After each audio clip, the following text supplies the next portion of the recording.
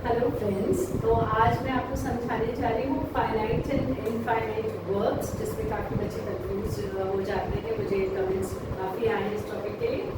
सो क्या है ये फाइनाइट और क्या है ये इनफाइनाइट वर्ब्स?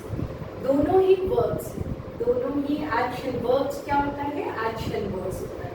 तो जब भी हम कोई काम करते हैं उसे हम एक्शन वर्ड कहते हैं या वर्ब कहते हैं। तो वर्ब में हम ट्रांजिटिव इंट्रांजिटिव वर्ब भी पढ़ते हैं। आज हम फाइनाइट और इनफाइनाइट वर्ब्स पढ़ेंगे। फाइनाइट वर्ब्स वो वर्ब होते हैं जो सब्जेक्ट के साथ अग्री करते हैं। सब्जेक्ट क्या होता है? जिसके बारे में बात की जा रही है। उस सेंटेंस में हम जिस चीज़ के बारे में, जिस इंसान के बारे में बात कर रहे हैं, वो सब्जेक्ट होता है। So finite verb agree with the subject, whereas infinite verbs does not agree with the subject.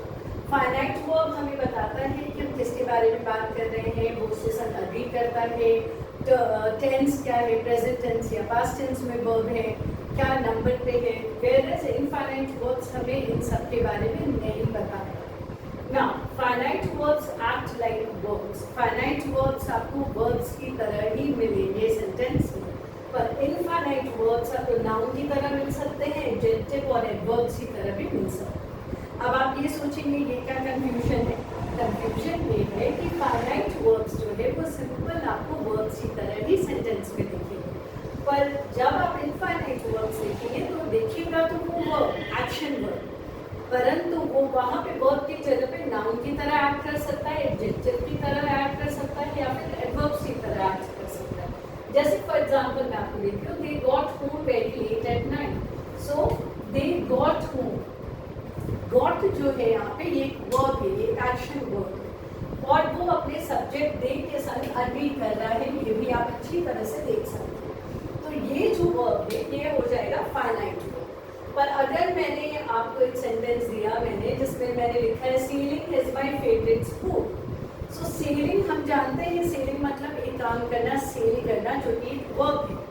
पर जब आप ये सेंटेंस पढ़ रहे हो selling is my favourite sport, तो आपको समझ में आएगा कि तो यहाँ पे नाउन है। वो कौन सा स्पोर्ट है जो मेरा फेवरेट है? सेलिंग। सो सेलिंग जो कि वर्ब जैसा वर्ड है, जो कि वर्ब है, इस सेंटेंस में ये आके एक नाउन बन जाता है, एक नाउन की तरह एक्ट कर रहा है। इसलिए हम बोलेंगे कि ये जो सेलिंग वर्ब है ये जो है ये इनफाइनाइट वर्ब है। सो ये पॉइंट आपको क्लियर होगा। सबसे पहले देखिए, इसमें हम ये नहीं बता रहे यहाँ पे सब्जेक्ट कोई है ही नहीं जिससे सब ये अग्री करें, तो इसलिए ये फर्स्ट रूल जो मैंने बोला, agree with the subject does not agree with the subject, पूरा हमें समझ में आता है।